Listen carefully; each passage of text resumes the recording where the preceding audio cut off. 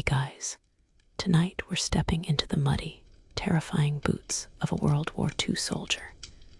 And let me tell you right now, you probably won't make it past breakfast. Picture this. It's 4 a.m. in 1944, somewhere in the European theater, and instead of your cozy alarm clock gently nudging you awake, you're jolted from whatever sleep you managed to steal by the thunderous crash of incoming artillery shells. Your bed isn't memory foam. It's a waterlogged foxhole carved into French soil. And your pillow is your steel helmet pressing uncomfortably against your skull. The ground beneath you squelches with a mixture of mud, rainwater, and things you'd rather not identify. Welcome to a day in the life that would break most of us before we even opened our eyes. So before you get comfortable, take a moment to like the video and subscribe, but only if you genuinely enjoy what I do here. Drop a comment letting me know where you're watching from and what time it is in your corner of the world. I love seeing how this community spans the globe. Now, dim the lights, maybe turn on a fan for that soft background hum, and let's ease into tonight's journey together. The first thing you notice as consciousness creeps back isn't the cold, though your fingers went numb hours ago. It's the smell. Cordite from recent explosions mixes with unwashed bodies, rotting vegetation, and the metallic tang of blood that seems to hang permanently in the air. Your uniform, which started the war crisp and regulation, now feels like wearing a wet canvas tarp that's been dragged through a swamp. The fabric chafes against skin that hasn't seen proper soap in weeks, and every movement produces a squelching sound from your waterlogged boots. But here's where it gets interesting from a historical perspective. The average World War II soldier carried between 60 to 80 pounds of equipment, which included everything from ammunition to personal items. Your rifle alone weighs nearly 10 pounds, and that's before you factor in the bayonet, cleaning kit, and enough ammunition to hopefully keep you alive until lunch. The military logic was sound better to be overprepared than underequipped. But try explaining that to your shoulders after humping that load for 12 hours straight. Now here's a quirky detail that might surprise you. Many soldiers carried good luck charms that ranged from religious medals to photographs, but some got creative. There are documented cases of GIs carrying everything from rabbits' feet to pieces of rope from hangman's nooses, believing these macabre talismans would protect them from enemy fire. One particularly superstitious unit in the Pacific Theater carried dried shark teeth, convinced that the ocean predator's ferocity would transfer to them in battle. As you shift in your foxhole, trying to work feeling back into your legs, the reality of your situation crystallizes. You're not just cold, hungry, and miserable. You're also completely exposed to enemy fire the moment you show your head above ground level. The tactical manual might have prepared you for advancing under fire or holding defensive positions, but nobody quite captures the psychological weight of knowing that every sunrise might be your last. Historians still argue whether the average frontline soldier's life expectancy was measured in days or weeks, but the consensus isn't encouraging. Your foxhole mate assuming he made it through the night, is probably dealing with the same wake-up routine. If you're lucky, he's from your hometown, and you can swap stories about the local diner or high school football team. If you're unlucky, he's been in country for 6 months and has that 1,000-yard stare that comes from seeing too much death. Either way, you'll need to depend on each other for the next 16 hours because lone wolves don't survive long in this environment. The irony isn't lost on you that 12 hours ago, you were probably complaining about something trivial. Maybe the coffee was too weak, or your socks didn't match. Now, as mortar rounds whistle overhead and machine gun fire chatters in the distance, you trade everything you own for one hot cup of actual coffee and the luxury of worrying about fashion choices. The war has a way of restructuring your priorities with surgical precision. Your stomach reminds you that it's been roughly 14 hours since your last meal, and meal is being generous. What passes for breakfast in your current situation would make a prison cafeteria look like a 5-star restaurant.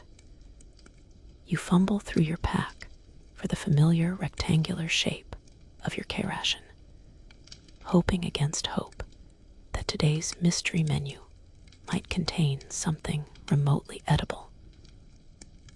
The can opener, assuming you haven't lost it yet, becomes the most important tool in your arsenal, because starving soldiers don't typically perform well in combat situations.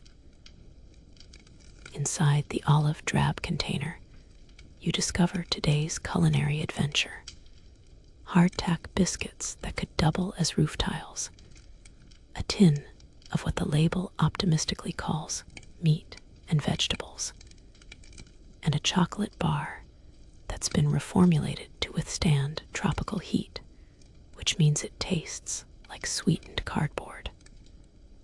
The hardtack, a Civil War-era holdover, was designed to be indestructible rather than enjoyable. Soldiers quickly learned to soak these concrete cookies in whatever liquid was available, because trying to bite through them intact was a good way to chip a tooth. Here's where military logistics gets fascinating.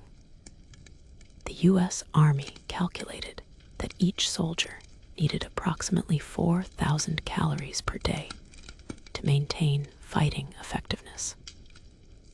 The K-ration provided about 3,000 calories, which seems reasonable until you factor in the stress of combat, cold weather, and the physical demands of carrying heavy equipment across rough terrain. Mathematically speaking, you're already operating at a caloric deficit, and that's assuming you actually eat everything in the ration pack. But here's a weird historical tidbit that might make you appreciate your situation slightly more. Some Pacific theater units discovered that the Japanese were so desperate for food that they would risk their lives trying to steal American rations.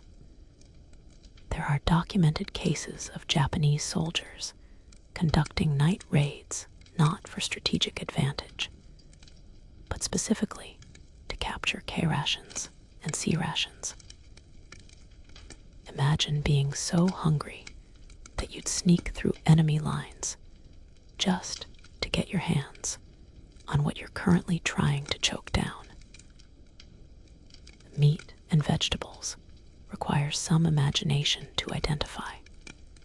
The texture suggests it might have once been near an actual animal, but the gray-brown color and gelatinous consistency make you wonder if this is what they served on the Titanic. You eat it anyway, because refusing nutrition based on aesthetic preferences is a luxury you can't afford. Every calorie counts when you might be running for your life in the next hour, and your body needs fuel regardless of your taste buds' protests. Water presents its own challenges. Your canteen holds maybe a quart if you're lucky, and finding safe sources to refill it becomes a constant concern. River water might contain everything from industrial pollutants to human waste, and boiling it properly requires time and fuel you might not have. Many soldiers learned to purify water using iodine tablets, which eliminated dangerous bacteria but made everything taste like swimming pool water. The choice between potentially fatal dysentery and drinking chemical-flavored water isn't much of a choice at all. Historians still argue whether the psychological impact of poor food affected soldier morale more than the physical nutritional deficiencies. Some units maintained better fighting spirit when they occasionally received hot meals from field kitchens, while others seemed to adapt to the monotonous ration diet without significant performance degradation.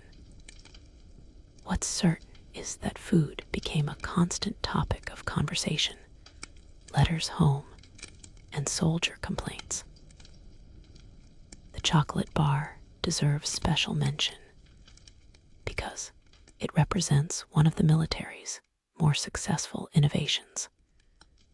The original Hershey's D-ration chocolate was specifically formulated to taste slightly better than a boiled potato, so soldiers wouldn't eat it as candy and would save it for genuine emergencies. Mission accomplished. This chocolate requires serious hunger before it becomes appetizing. Still, that concentrated sugar and fat might be the difference between having energy for combat and collapsing from exhaustion. As you finish your gourmet breakfast, washing down the last of the hardtack with lukewarm canteen water, you realize that civilian complaints about airline food or school cafeterias seem almost comically trivial. When survival trumps flavor, your relationship with food transforms from pleasure to pure function. That leftover pizza you threw away last week would taste like heaven right now, but philosophy doesn't fill empty stomachs. Time to inventory your equipment, and this is where the gap between military theory and battlefield reality becomes painfully obvious. Your standard issue gear was designed by committees of people who probably never carried it further than from the supply depot to their desk. The combined weight of your rifle, ammunition, pack, helmet, and miscellaneous survival items totals somewhere between 60 and 80 pounds, roughly equivalent to carrying your nephew piggyback style while jogging through an obstacle course. Your M1 Garand rifle, while mechanically impressive, weighs nearly 10 pounds empty and produces a distinctive ping sound when the 8-round clip ejects. That ping, while satisfying to hear at the rifle range, becomes a tactical nightmare in combat because it advertises to every enemy within earshot that you're temporarily out of ammunition. Experienced soldiers learned to collect empty clips and throw them to create false reload signals. But that trick only works if you remember it while people are shooting at you. The helmet situation exemplifies military logic at its finest. Your steel pot provides decent protection against shrapnel and falling debris, but a direct hit from anything more substantial than a thrown rock will probably kill you regardless. The helmet liner, designed for comfort, seems to have been engineered by someone who never considered that heads come in different shapes. After wearing it for several hours, you develop a headache that makes concentration difficult.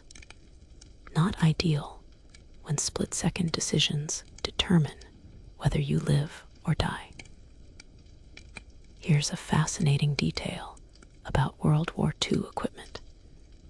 The standard military backpack was essentially unchanged from World War I designs, despite 30 years of technological advancement.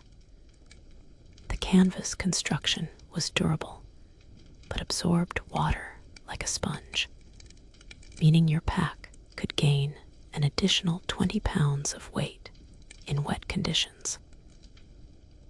Some soldiers discovered that puncturing small drainage holes in the bottom helped, but this violated military regulations and could result in disciplinary action. Your boots present another engineering marvel of questionable wisdom. The leather construction provided durability and ankle support, but the design assumed soldiers would have regular opportunities to dry their feet and change socks. In reality, many soldiers went weeks without removing their boots, leading to everything from trench foot to fungal infections that could become serious medical problems. The military solution was to distribute foot powder, but treating symptoms rather than addressing root causes became a recurring theme.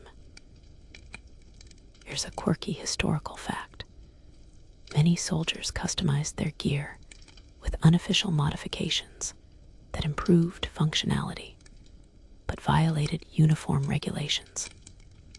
Some units looked the other way when soldiers sewed additional pockets onto their uniforms or attached non-regulation straps to their equipment. The most innovative modifications often came from soldiers with pre-war experience in farming or construction, who understood practical problem solving better than military bureaucrats. Your ammunition situation requires constant attention because running out of bullets in a firefight tends to end poorly. Each soldier carried a basic load of ammunition, but determining how much constituted enough involved guesswork and hope. Too little, and you're defenseless too much, and the additional weight slows you down and exhausts you faster. Some soldiers learned to redistribute ammunition among squad members based on individual weapon types and tactical roles. But this required communication and coordination that wasn't always possible. The gas mask represents perhaps the most uncomfortable piece of required equipment. While chemical attacks were relatively rare in World War II compared to the First World War, military planners insisted every soldier carry protective equipment just in case. The mask created claustrophobic conditions, fogged up in humid weather, and made communication nearly impossible.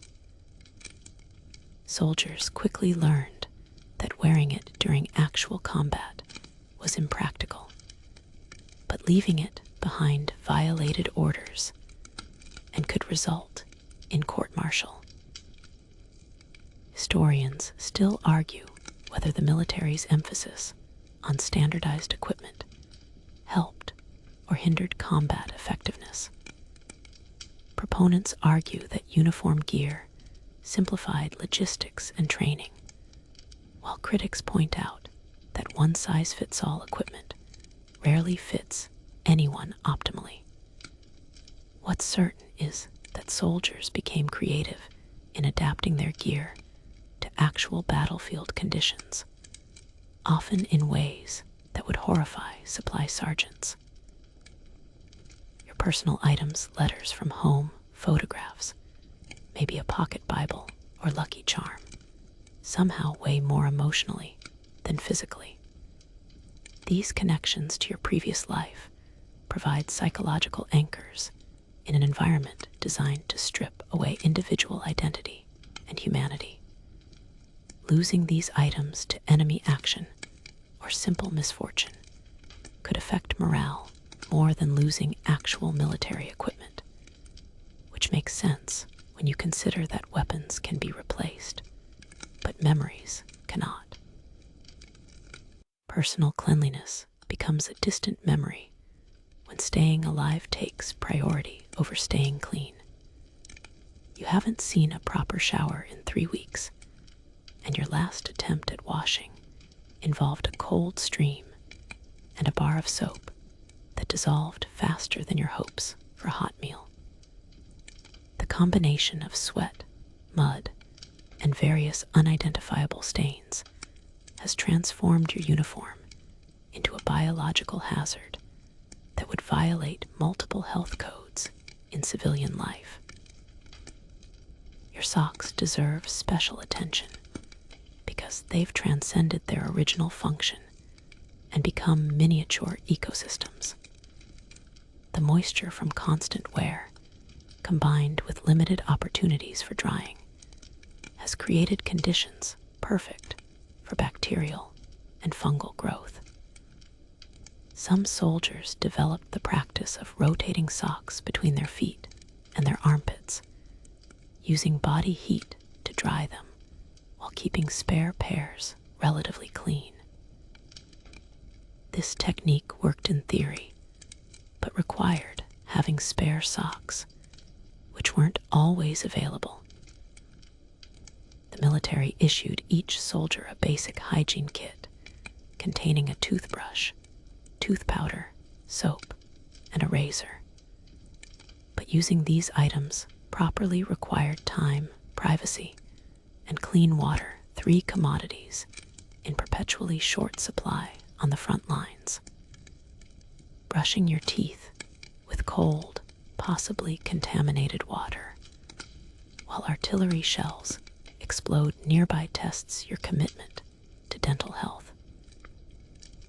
Many soldiers simplified their routine to essential functions only, accepting that perfect hygiene was incompatible with perfect survival. Here's where military medicine gets interesting. Army doctors quickly recognized that poor hygiene led to more casualties than enemy action in some situations. Infections from minor cuts, skin diseases from constant dampness, and dental problems from poor nutrition could remove soldiers from combat effectiveness as efficiently as bullets. The medical corps developed portable sterilization units and emphasized preventive care, but treating symptoms remained easier than addressing root causes. Shaving presents its own tactical challenges because military regulations required clean-shaven faces for proper gas mask seals, but finding opportunities to shave safely required balancing personal grooming against personal survival. Some soldiers learned to shave using cold water, and whatever reflection they could find helmet surfaces, broken glass, or still water in shell craters. The razor became a multi-purpose tool for opening rations, cleaning equipment, and minor medical procedures, though this versatility came at the cost of actual shaving effectiveness.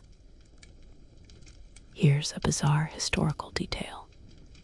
Some units discovered that certain insects were attracted to clean soldiers more than dirty ones, leading to the counterintuitive strategy of maintaining a baseline level of grime as camouflage. Lice, in particular, seemed to prefer recently washed hair and clothing. So soldiers in some theaters learned to balance cleanliness against attracting parasites. This wasn't official policy, but battlefield wisdom often contradicted manual recommendations. Laundry became an exercise in creative problem solving because washing machines and detergent weren't standard battlefield equipment. Soldiers learned to clean clothing using whatever was available: sand for abrasion, urine for ammonia content, or simply beating garments against rocks. Some units organized informal laundry details where soldiers would pool their dirty clothing and wash everything together in large containers. But this required security and time that weren't always available. Toilet paper was another luxury that soldiers learned to live without or substitute creatively. Military manuals recommended carrying personal supplies, but resupply schedules didn't always account for basic human needs.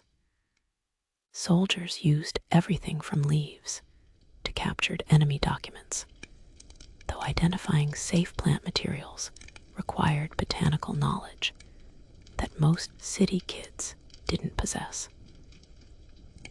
Letters from home, while emotionally valuable, sometimes served dual purposes when survival necessitated practical choices. Historians still argue whether maintaining military grooming standards under combat conditions served any practical purpose beyond psychological morale. Some officers insisted that clean, well-groomed soldiers performed better and maintained unit cohesion, while others argued that focusing on appearance distracted from more essential survival skills. What's documented is that soldiers who completely abandoned personal hygiene often experienced decreased morale and increased medical problems. The psychology of cleanliness becomes fascinating when you're living in conditions that would horrify health inspectors. Your standards adjust automatically. What would have disgusted you 3 weeks ago now seems perfectly acceptable. This mental adaptation helps maintain sanity, but can create problems when soldiers eventually return to civilian environments where normal hygiene expectations resume. Remember that crocodile dung sunscreen we talked about? At least ancient Egyptians had access to the Nile for washing it off. When someone gets wounded in your vicinity, the medical response system becomes a terrifying improvisation that would make hospital administrators weep. Your unit's medic, if he's still alive and nearby, carries an aid kit that contains bandages, morphine, sulfa powder, and whatever prayers he remembers from basic training. Advanced surgical procedures are limited to stop the bleeding and prevent infection, with success rates that depend more on luck than medical expertise. Morphine syrette becomes the medic's most valuable tool and your most desperate hope if you catch shrapnel or a bullet. These single-use injectors contain enough pain medication to make traumatic injuries temporarily bearable, but the supply is always limited, and the medic has to make triage decisions about who gets relief versus who gets saved for someone worse off. Getting shot hurts, but watching the medic walk past you toward someone screaming louder hurts differently. Battlefield first aid relies heavily on improvisation because textbook conditions rarely exist when people are shooting at you. Bandages get dirty immediately. Clean water for wound irrigation isn't available, and performing delicate medical procedures while under fire requires steady hands that most people don't possess. The standard approach becomes stabilize and evacuate. But evacuation depends on transportation that might not arrive and routes that might be under enemy control. Here's where World War II medical innovation gets remarkable. Military doctors developed new techniques for treating traumatic injuries because they saw volume and types of wounds that civilian medicine rarely encountered. The use of blood plasma for treating shock, improved techniques for treating burns, and advances in prosthetic limbs all emerged from battlefield necessity. Soldiers became unwilling test subjects for medical procedures that would later save civilian lives. Infection presents a more dangerous enemy than bullets in many situations because antibiotics weren't widely available until late in the war. Minor cuts could become life-threatening infections if not properly cleaned and treated, but proper cleaning required supplies and time that weren't always available. Gangrene, tetanus, and blood poisoning killed soldiers days or weeks after they thought they had survived their initial injuries. Here's a disturbing historical detail. Many soldiers learned basic medical techniques through trial and error rather than formal training because proper medics couldn't be everywhere at once. Soldiers taught each other how to apply tourniquets, dress wounds, and recognize signs of shock or infection. This peer education saved lives, but also meant that critical medical decisions were often made by 19-year-olds with no medical background beyond what they learned from watching other people get hurt. Mental health problems received almost no recognition or treatment because psychological wounds weren't considered legitimate injuries. What we now understand as post-traumatic stress disorder was dismissed as shell shock or combat fatigue, with treatment consisting of rest behind the lines, or in severe cases, disciplinary action for cowardice. Soldiers learned to hide psychological symptoms because admitting mental health problems could result in court-martial rather than treatment. The evacuation chain for seriously wounded soldiers involved multiple stages, each with its own risks and delays. From the battlefield to the aid station to the field hospital to the evacuation hospital, wounded soldiers had to survive transport over rough terrain while receiving minimal medical care. Many soldiers died not from their initial wounds, but from complications during evacuation or secondary infections acquired in overcrowded medical facilities.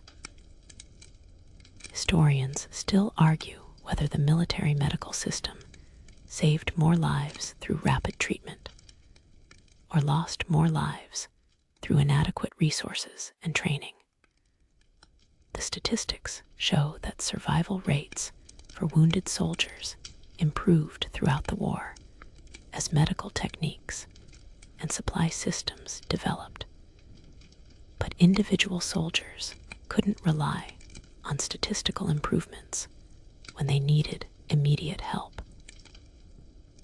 Pain management becomes a philosophical problem when morphine runs out, and aspirin isn't strong enough for traumatic injuries.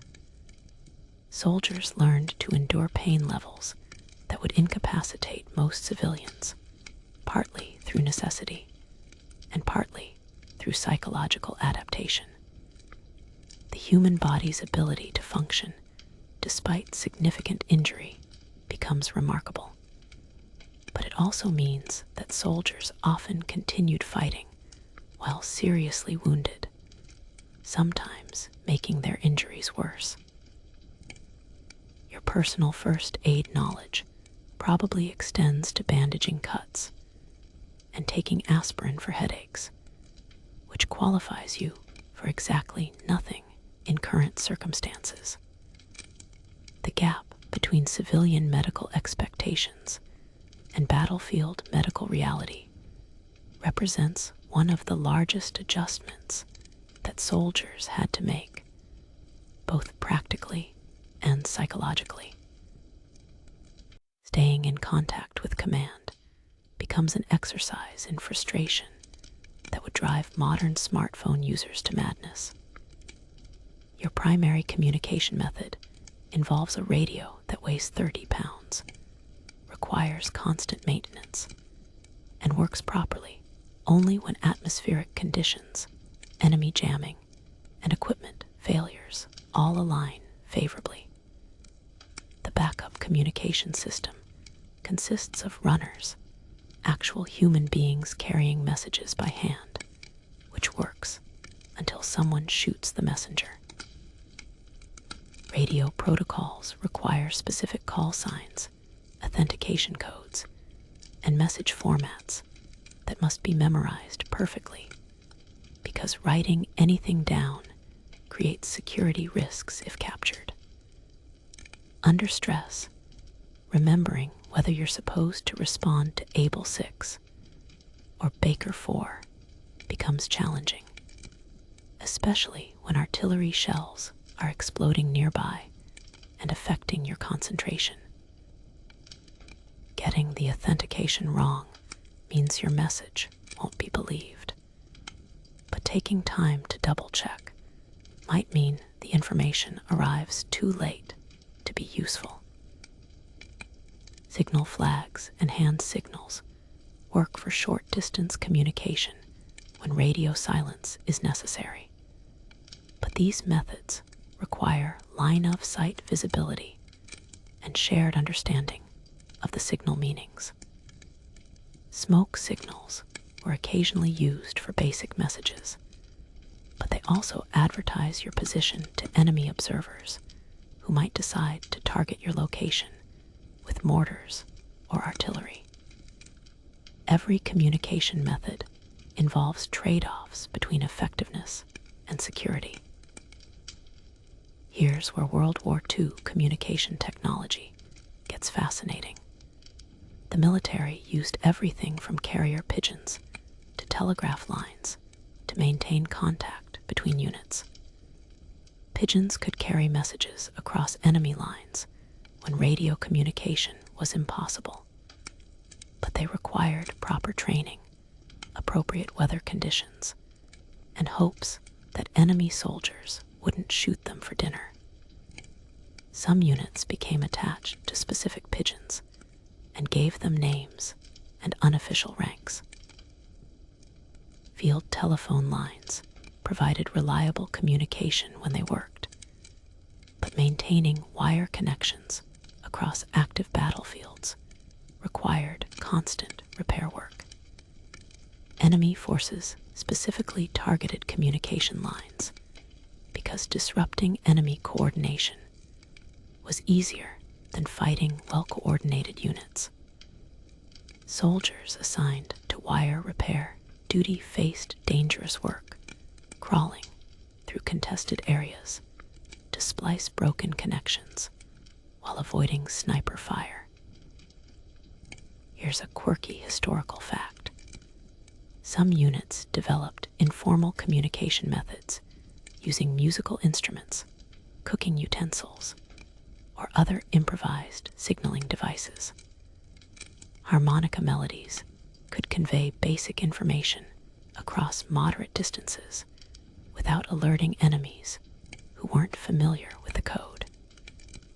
Soldiers with musical backgrounds often became unofficial communication specialists, though this wasn't covered in any military manual. Encryption becomes critical because enemy forces routinely intercept radio transmissions and attempt to decode military communications. Simple codes worked for basic information, but complex messages required code books that were themselves security risks if captured. Many units developed informal verbal codes using references to hometown locations, local sports teams, or popular songs that enemy codebreakers would have difficulty interpreting. Message priority systems helped determine which communications received immediate attention versus which could wait. But establishing priorities required judgment calls about relative importance of different information. Reporting enemy troop movements might be critical, but requesting ammunition resupply could be equally urgent depending on current circumstances. Wrong decisions about message priority could result in tactical disasters. Historians still argue whether communication failures caused more military defeats than equipment shortages or tactical mistakes. Poor communication could result in friendly fire incidents, missed opportunities to coordinate attacks, or failure to warn units about enemy movements. Some of the war's most famous military disasters involved communication breakdowns rather than enemy superiority. Language barriers within Allied forces created additional communication challenges because units from different countries had to coordinate operations despite speaking different languages. Hand signals and basic military terminology translated across language barriers, but complex tactical discussions required interpreters who weren't always available when needed. Miscommunication between Allied units sometimes led to confusion about objectives, timing, or territorial boundaries. The psychological impact of communication isolation shouldn't be underestimated because losing contact with higher command levels made soldiers feel abandoned and uncertain about their mission's importance. Knowing that help could be requested and coordination was possible provided morale benefits beyond the practical advantages of actual communication. Remember that crocodile dung sunscreen. At least ancient Egyptians could shout directly to each other without worrying about radio jamming. Mother Nature becomes another enemy combatant who doesn't respect military strategies or human comfort. The European winter of 1944 brought temperatures that made outdoor survival challenging, even without people shooting at you.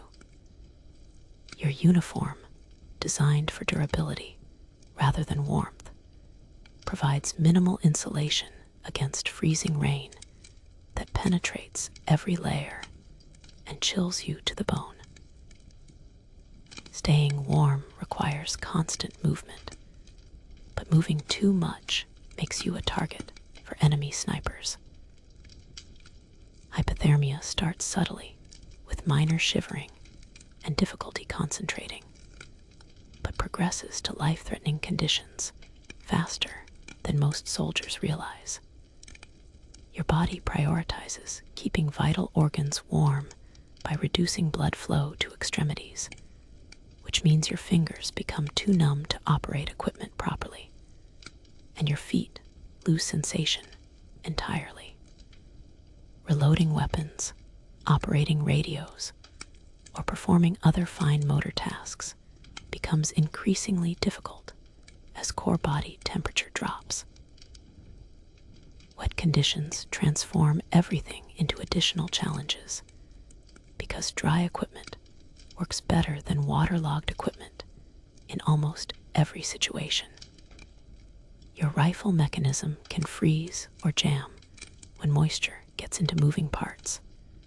Ammunition can be damaged by prolonged exposure to dampness, and electronic equipment fails when water penetrates supposedly waterproof housings. Keeping critical equipment dry requires constant attention and creative protection methods. Here's where military meteorology becomes crucial. Weather conditions affect everything from artillery accuracy to aircraft operations to soldier morale. High winds could blow artillery shells off target, heavy fog could ground air support missions, and prolonged rain could make roads impassable for supply convoys. Military planners had to account for weather forecasts when scheduling operations, but weather prediction in the 1940s was less accurate than modern forecasting. Trench foot develops when feet remain wet and cold for extended periods, causing tissue damage that could require amputation in severe cases. Prevention involves changing socks regularly and keeping feet dry, but both requirements are nearly impossible under field conditions. Some soldiers learned to use waterproof materials like captured enemy equipment or improvised coverings, but these solutions were temporary and often compromised mobility. Here's a fascinating historical detail. Some military units developed local weather prediction techniques based on animal behavior, cloud formations, or other natural indicators. Soldiers with farming backgrounds often possessed better weather sense than official meteorological reports, and smart commanders learned to listen to enlisted men who could predict weather changes hours before official forecasts. This unofficial meteorology sometimes influenced tactical decisions about timing attacks or defensive preparations. Mud becomes a tactical factor that military manuals rarely address adequately because clean, dry training grounds don't prepare soldiers for battlefields that resemble swamps. Equipment gets bogged down, movement becomes exhausting, and visibility decreases when rain turns dust into slippery clay. Vehicles designed for road travel struggle in muddy conditions, and soldiers learn that walking through deep mud requires different techniques than normal movement. Snow presents advantages and disadvantages depending on tactical situations, because white ground cover makes movement more visible, but also provides camouflage opportunities for soldiers wearing appropriate clothing. Snowfall could conceal troop movements from aerial observation, but also made tracking easier for ground forces following footprints.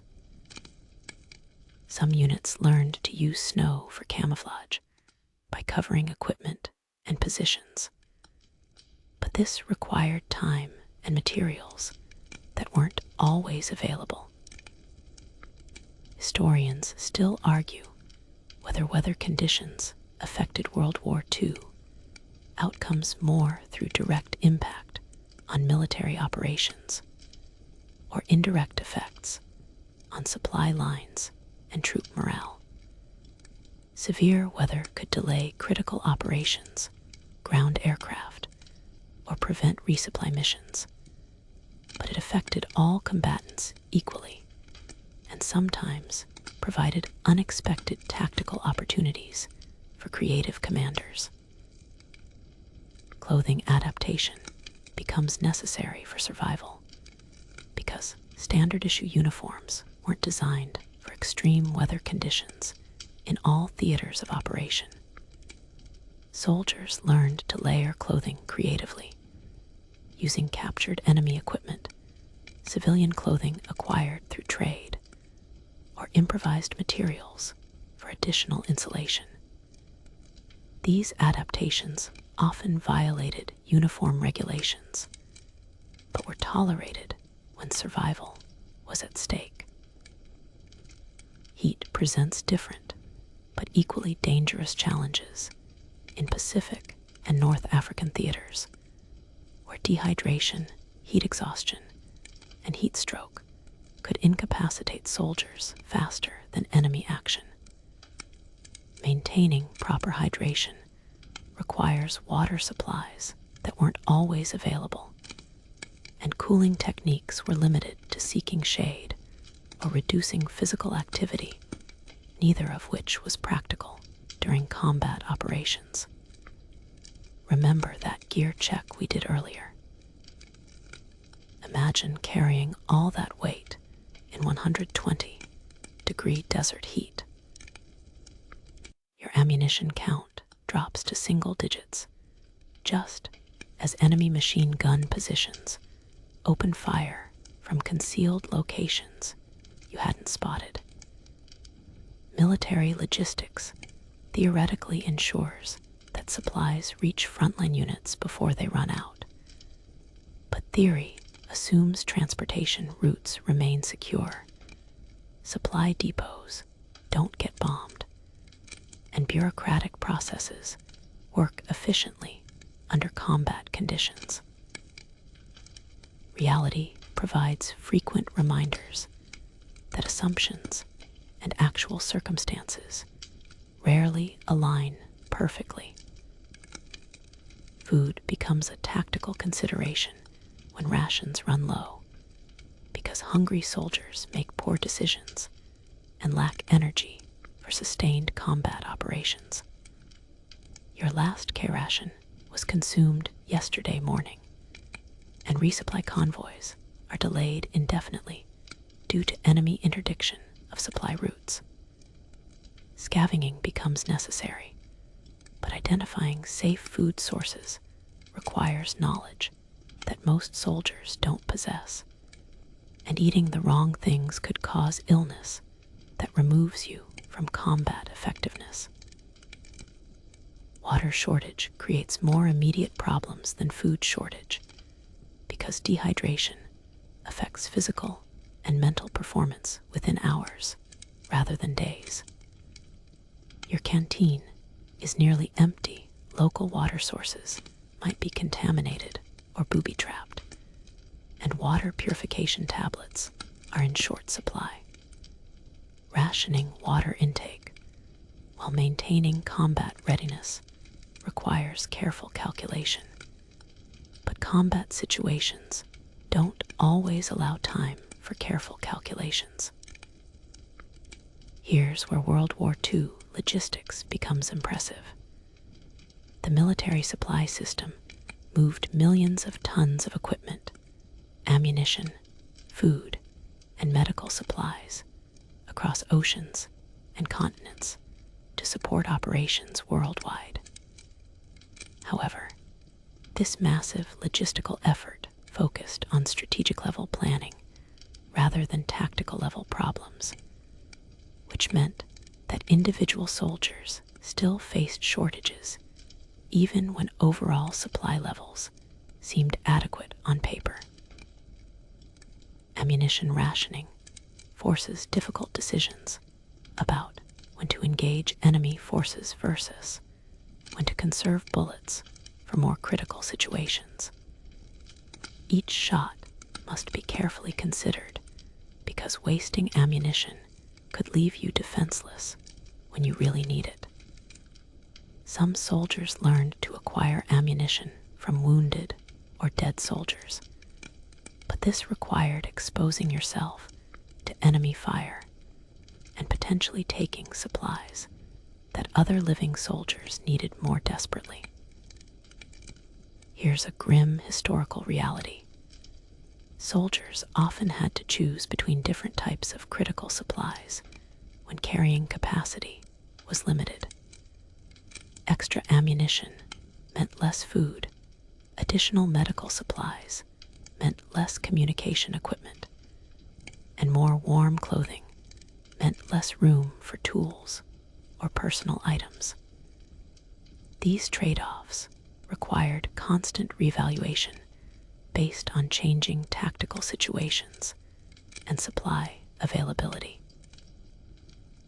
medical supplies present life or death shortage scenarios because treating wounded soldiers requires bandages, antiseptics, pain medication, and other materials that can't be improvised effectively. When the medic runs out of morphine, wounded soldiers suffer more than necessary. When bandages are exhausted, treating new wounds requires creativity and risk. Some soldiers learn to sterilize and reuse medical supplies, but this practice increased infection risks. Replacement equipment becomes critical when weapons malfunction, communication devices fail, or protective gear is damaged. Military supply systems planned for predictable replacement rates based on training exercises and peacetime wear patterns. But combat conditions accelerated equipment failure beyond anticipated rates.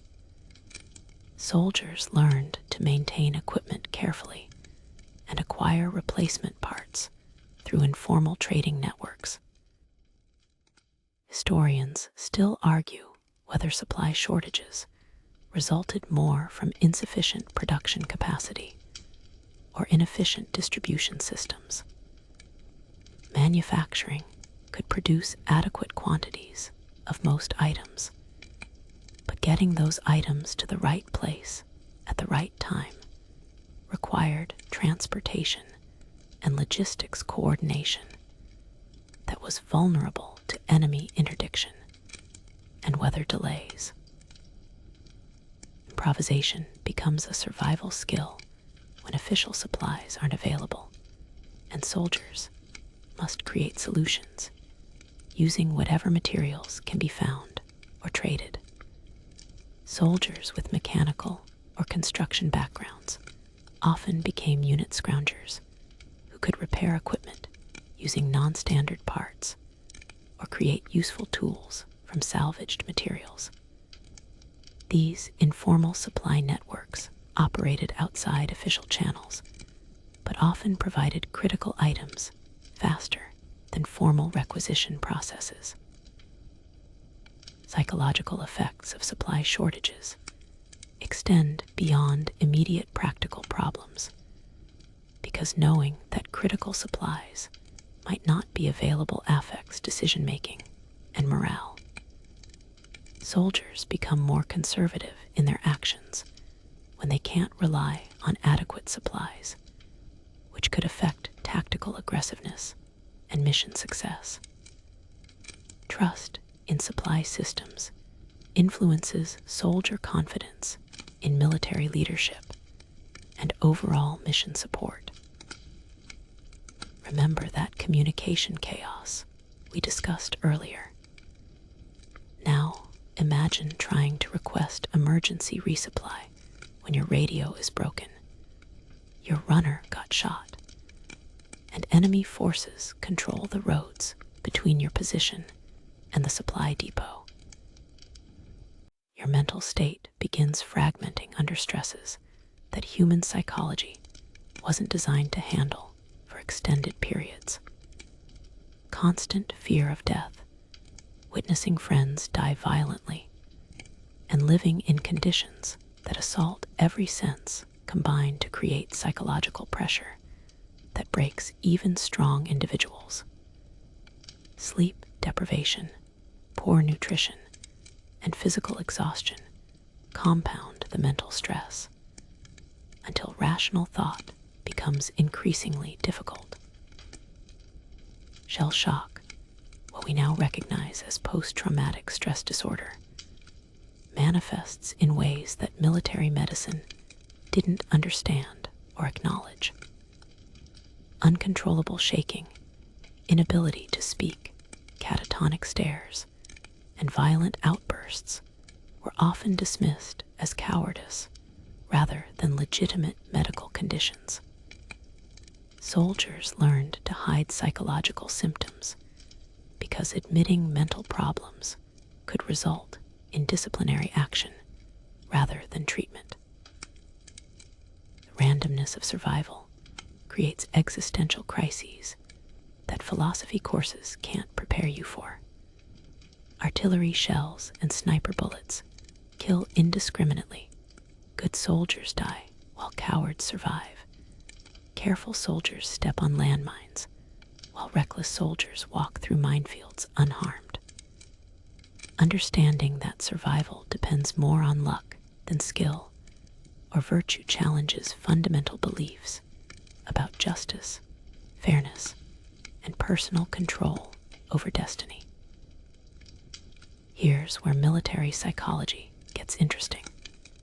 Some soldiers developed superstitious behaviors or ritual practices that provided psychological comfort even when they had no logical basis.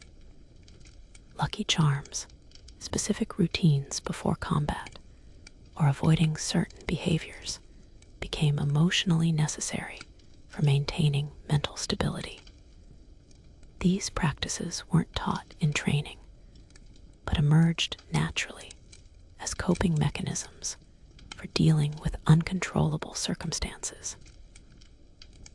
Survivor guilt affects soldiers who live through engagements where their friends die, creating psychological burdens that persist long after physical wounds heal. Questioning why you survived when better soldiers didn't creates guilt that affects future decision-making and relationships with replacement soldiers. Some veterans report that survivor guilt was more debilitating than physical injuries because it challenged their sense of self-worth and purpose. Here's a disturbing historical fact. Military authorities sometimes used psychological manipulation techniques to maintain fighting effectiveness among soldiers showing signs of combat stress. Shame-based motivational methods, appeals to unit loyalty, and threats of disciplinary action were employed to keep psychologically damaged soldiers in combat roles. These techniques might have maintained short-term military effectiveness, but created long-term psychological damage that affected veterans for decades. Decision-making under extreme stress becomes impaired as psychological pressure accumulates. Simple choices that would be easy under normal circumstances become overwhelming when combined with fear, exhaustion, and sensory overload. Split-second decisions about whether to advance, retreat, or hold position carry life or death consequences. But the psychological state necessary for making good decisions deteriorates with prolonged exposure to combat stress. Unit cohesion provides psychological support that individual soldiers can't generate alone, but it also creates additional pressure to perform well and not disappoint teammates. The bonds formed between soldiers under combat conditions are often deeper than civilian friendships, but they also mean that losing unit members creates grief that compounds the general psychological stress of combat operations. Historians still argue whether military training adequately prepared soldiers for the psychological realities of combat, or whether such preparation was even possible. Some argue that realistic training would have caused psychological damage before soldiers reached combat zones, while others maintain that better preparation could have reduced psychological casualties. What's certain is that most soldiers entered combat with unrealistic expectations about their psychological responses. Letters from home provide psychological anchors to civilian life, but also create painful reminders of everything you're missing and might never experience again. Reading about normal civilian problems, complaints about gas rationing, school issues, or family disagreements creates cognitive dissonance when your current reality involves daily life or death struggles. The gap between civilian concerns and military reality becomes almost unbridgeable. Time perception becomes distorted under combat stress because seconds of intense combat feel like hours, while weeks of boredom and waiting pass quickly. This temporal disorientation affects planning, decision-making, and psychological adjustment to military life. Some soldiers report that combat experiences feel simultaneously immediate and distant, creating difficulty integrating traumatic memories with normal consciousness. Moral injury occurs when soldiers are forced to participate in actions that conflict with their personal values or witness atrocities that challenge their fundamental beliefs about human nature. These experiences create psychological wounds that are different from fear-based trauma because they involve guilt, shame, and loss of meaning rather than just terror. Recovery from moral injury often requires reconstructing entire belief systems about morality and human behavior. Remember that weather warfare section. Now imagine dealing with freezing rain and hypothermia while also processing the psychological trauma of watching your best friend die from a sniper's bullet. Enemy technology appears on the battlefield like science fiction nightmares that your training never adequately prepared you to face. German Tiger tanks rumble across the landscape like mechanical monsters, their thick armor deflecting your anti-tank weapons, while their 88 guns turn your defensive positions into smoking craters. The psychological impact of facing superior enemy technology adds another layer of terror to an already terrifying situation. Aircraft overhead could belong to either side, and identifying friend from foe requires split-second recognition skills that determine whether you dive for cover or continue your mission. Enemy fighters strafe ground positions with machine guns and cannons, turning soldiers into helpless targets who can only hope the pilot doesn't spot them. The sound of approaching aircraft engines creates Pavlovian fear responses because you never know if those planes are coming to help you or kill you. Artillery technology reaches new levels of lethality with improved fuses, more powerful explosives, and better accuracy than previous wars. The distinctive whistle of incoming shells provides just enough warning to hit the ground, but not enough time to reach proper cover. Proximity fuses detonate shells at optimal heights for maximum fragmentation, meaning that even near misses can cause casualties through shrapnel wounds. Here's where World War II innovation becomes terrifying. New weapons like flamethrowers, rocket launchers, and improved machine guns changed battlefield dynamics in ways that training couldn't fully prepare soldiers to handle. Flamethrowers created psychological terror beyond their actual tactical effectiveness, because being burned alive represented a particularly horrible way to die. The weapon's limited range and fuel capacity made it vulnerable, but its psychological impact was disproportionate to its practical utility. Naval gunfire support from offshore warships could provide friendly fire support, but it could also devastate your position if coordinates were wrong or communications failed. The shells from naval guns were larger and more powerful than field artillery, capable of destroying entire buildings or creating craters that swallowed vehicles. Calling for naval gunfire required precise location information and clear communication, both of which were difficult to maintain under combat conditions. Here's a fascinating technological detail. Radar technology was still new and not widely understood by individual soldiers, but its effects were visible in improved enemy aircraft interception and artillery accuracy.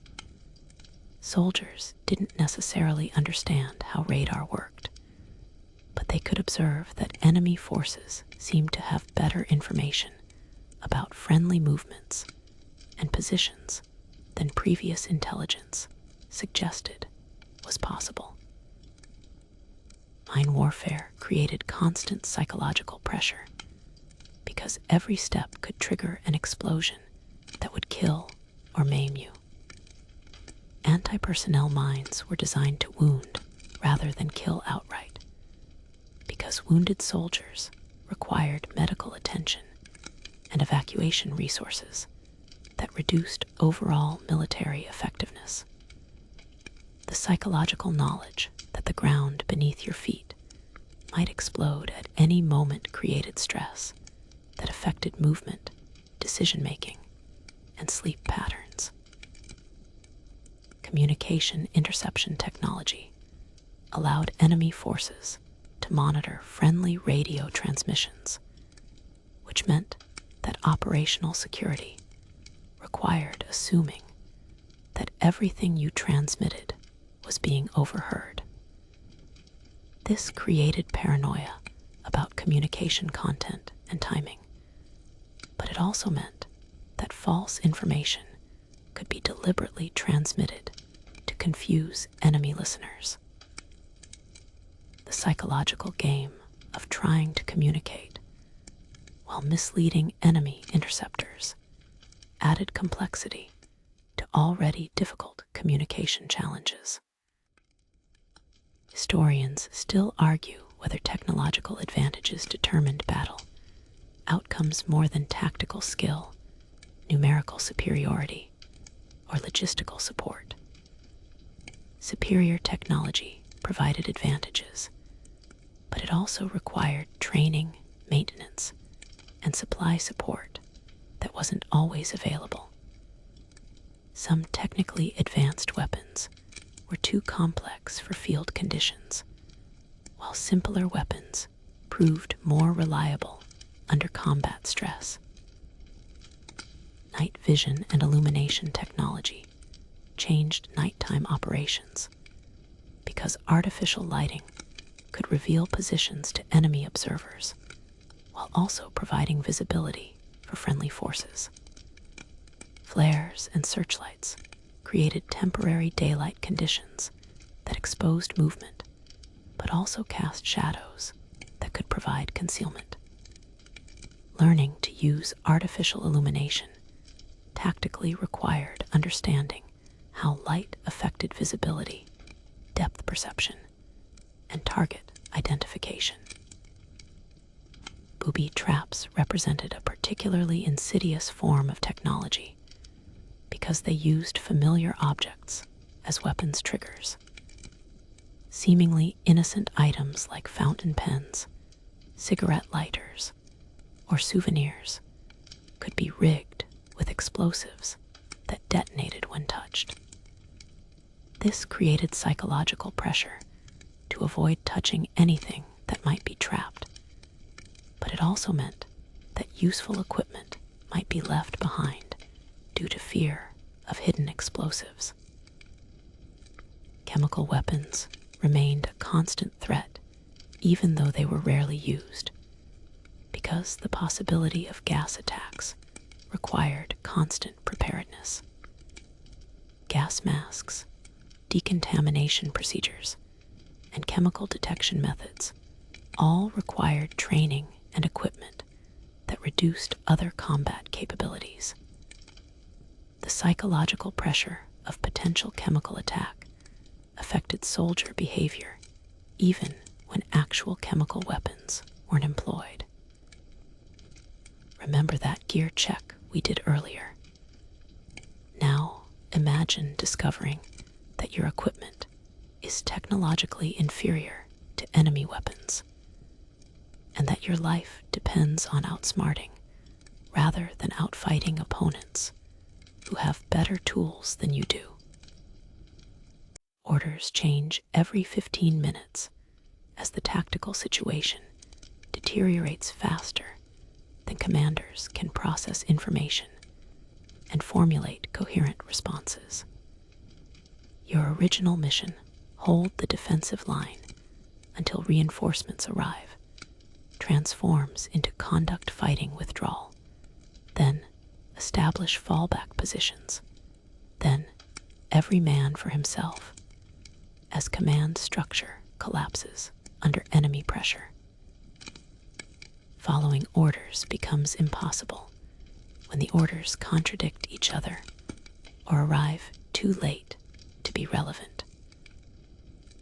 Enemy forces appear from unexpected directions, suggesting that intelligence reports were either wrong or outdated.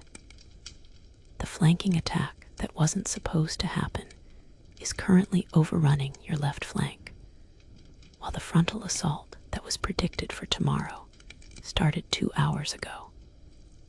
Adapting to changing tactical situations requires flexibility and initiative that training emphasized, but real combat tests in ways that exercises never could. Ammunition runs critically low just as enemy pressure increases, forcing impossible decisions about when to shoot and when to conserve bullets.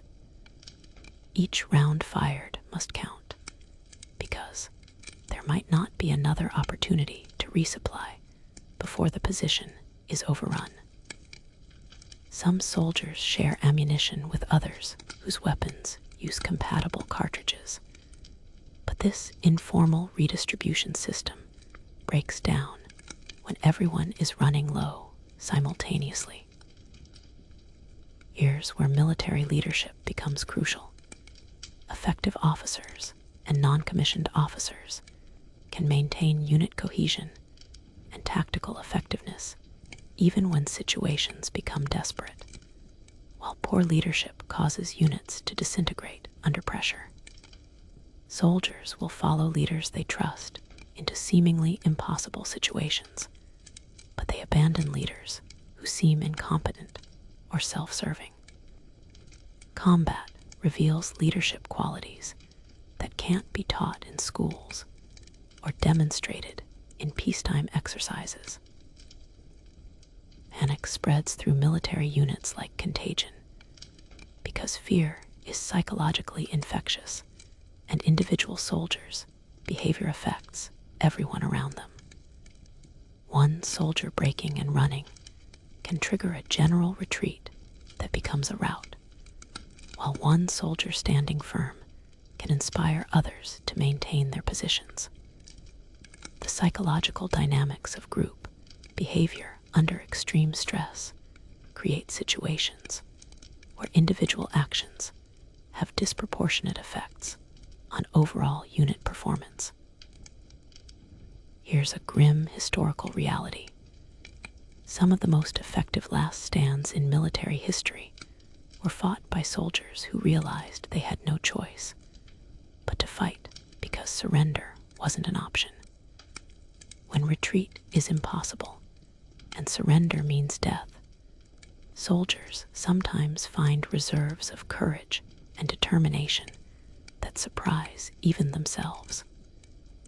Desperation can be a powerful motivator, but it can also lead to reckless decisions that waste lives unnecessarily.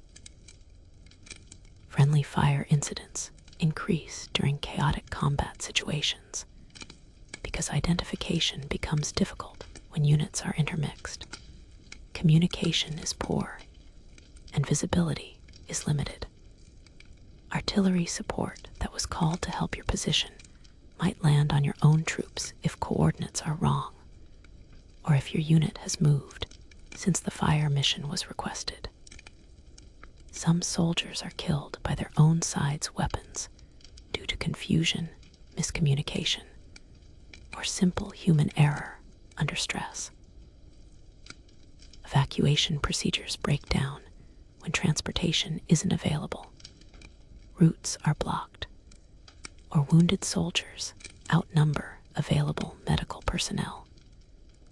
The decision about who gets evacuated first becomes a life or death triage choice that medics and officers aren't always prepared to make. Some wounded soldiers are left behind because moving them would endanger others, while others are evacuated despite having less serious injuries because they can be moved more easily. Historians still argue whether final stand situations represent heroic last efforts or tactical failures that could have been avoided with better planning and leadership. Some argue that desperate defensive actions served strategic purposes by delaying enemy advances and inflicting casualties, while others maintain that such situations usually resulted from poor command decisions and inadequate preparation. Equipment failure accelerates under combat stress because weapons and equipment receive harder use and less maintenance than they were designed to handle. Rifles jam at critical moments. Radio batteries die when communication is most needed, and protective equipment fails when it's essential for survival. Murphy's Law, anything that can go wrong will go wrong, becomes operational doctrine under combat conditions. Individual initiative becomes necessary when command structure breaks down, and soldiers must make tactical decisions without orders or guidance. Some soldiers rise to the occasion and demonstrate leadership qualities they didn't know they possessed, while others become paralyzed by the responsibility of making decisions that affect other people's lives. Training can provide frameworks for decision-making, but combat situations often present choices that weren't covered in any manual. Remember that communication chaos from earlier. Now imagine trying to coordinate a fighting withdrawal when your radio is dead. Your officers are casualties, and you can't tell which explosions are friendly artillery and which are enemy mortars. The fog of war isn't just a metaphor, it's a literal description of how confusion and uncertainty make even simple tasks nearly impossible. Night finally falls on what feels like the longest day of your life, but darkness brings its own dangers rather than relief from combat stress. Enemy infiltration tactics work better at night.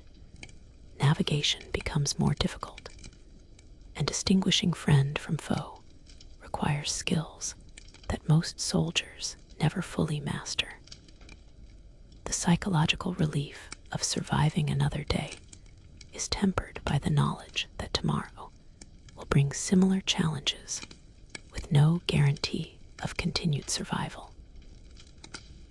Exhaustion affects every aspect of physical and mental performance as adrenaline reserves become depleted and the human body reaches its limits of endurance. Simple tasks like reloading weapons or reading maps become difficult when fingers don't respond properly and vision becomes blurred from fatigue. Sleep becomes a luxury that could be fatal if enemy forces attack during rest periods, but staying awake indefinitely isn't sustainable either. Resource management becomes critical for continued survival because supplies won't be replenished. until friendly forces can reestablish contact and secure supply routes. Water must be rationed carefully. Ammunition must be conserved for essential engagements, and food must be stretched to provide energy for continued operations. Making these resources last requires discipline and planning that exhausted soldiers don't always possess. Here's where human resilience becomes remarkable. Soldiers often perform beyond their perceived limitations when survival depends on exceeding normal human capabilities. The combination of training, survival instinct, and unit loyalty can motivate people to continue functioning despite injuries, exhaustion, and psychological stress that would incapacitate them under normal circumstances. The human body and mind possess reserve capacities that emerge only under extreme duress. Tactical adaptation requires learning from the day's experiences and adjusting procedures to improve survival chances in future engagements. Soldiers who survive combat operations often develop informal expertise that isn't taught in training, but proves essential for continued survival. This battlefield wisdom gets passed between soldiers through informal networks that operate outside official military education systems. Here's a sobering historical fact. Many soldiers who survived their first day of combat went on to develop the skills and knowledge necessary for continued survival, while others never adapted to battlefield conditions and became casualties in subsequent engagements. The learning curve for combat survival is steep, and not everyone successfully makes the transition from training to actual warfare. Psychological processing of traumatic events begins even while danger continues, as the human mind attempts to integrate experiences that challenge fundamental assumptions about safety, mortality, and human nature. Some soldiers develop mental compartmentalization techniques that allow them to function despite psychological trauma, while others become overwhelmed by the emotional weight of their experiences. Medical self-care becomes necessary because professional medical attention isn't always available when needed. Soldiers learn to treat minor injuries, recognize signs of serious medical problems, and maintain physical condition despite poor nutrition and inadequate rest. This informal medical knowledge often proves as valuable as formal combat training for long-term survival. Historians still argue whether survival in combat depends more on individual characteristics like physical fitness, mental toughness, and adaptability, or on external factors like unit training, leadership quality, and tactical situations.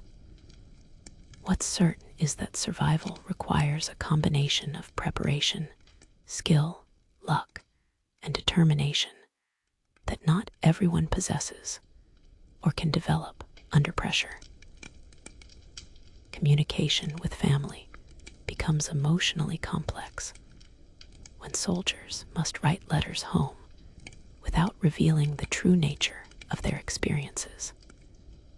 Describing combat conditions honestly would cause unnecessary worry, but writing cheerful letters that misrepresent reality feels dishonest. Most soldiers develop techniques for conveying general information while avoiding specific details that would alarm family members. The transformation from civilian to combat soldier involves psychological changes that affect personality, values and worldview in ways that persist long after military service ends.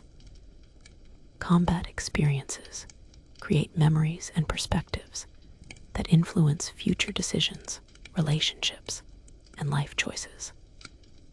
Some veterans successfully integrate military experiences with civilian life, while others struggle with the transition for years or decades. Unit bonds forged under combat conditions often become the strongest relationships in soldiers' lives because shared survival experiences create connections that civilian relationships rarely match. These bonds provide emotional support during military service, but can also create difficulties when soldiers return to civilian environments where others can't understand their experiences. Remember that dawn awakening that started this nightmare. As you finally allow yourself to close your eyes for a few minutes of rest, you realize that tomorrow will bring another day of the same challenges, and you're not sure if you're strong enough to face them again. But somehow, you know you will, because the alternative isn't acceptable. The soft whisper of night wind through the trees becomes a lullaby that carries you toward whatever rest you can find. Your breathing slows, matching the gentle rhythm of darkness settling over the battlefield. The distant sounds of war fade into background noise as exhaustion finally claims your consciousness. In this moment, between sleep and waking, you find the peace that daylight never offers. Your dreams will be filled with the echoes of today's terrors, but your body will rest and prepare for tomorrow's challenges. Sleep comes like a mercy, wrapping around you like a blanket made of shadows and silence. The weight of your helmet against your head becomes oddly comforting, a familiar pressure that connects you to the present moment. Your rifle remains within reach, a cold metal companion that represents both protection and responsibility. In the darkness, you are neither hero nor coward, neither victor nor victim. You are simply a human being who survived another day in circumstances that tested every limit of human endurance. The night holds its breath around you, patient and eternal, offering the gift of temporary respite from the demands of warfare. Tomorrow will bring new challenges, new terrors, new opportunities for both heroism and failure. But tonight, in this precious pocket of peace, you rest. And in that rest, you find the strength to face whatever dawn may bring.